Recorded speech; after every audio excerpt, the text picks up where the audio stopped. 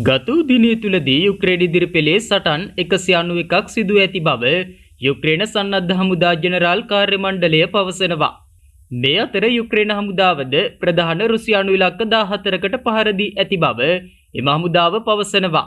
පසුගිය දිනය තුල යුක්‍රේන ආරක්ෂක හමුදාවන්ගේ ගුවන් මිසයිල සහ කාලතුවක්කු ප්‍රහාර හේතුවෙන් රුසියාවේ බටපිරිස් ආයුධ සහ උපකරණ ගබඩා කර තිබූ ප්‍රදේශ 7කට අනදෙන ස්ථාන 6කට කාලතුවක්කු පද්ධති 16කට සහ තවත් වැදගත් සතුරු ඉලක්කයකට පහර දුන් බව සඳහන්.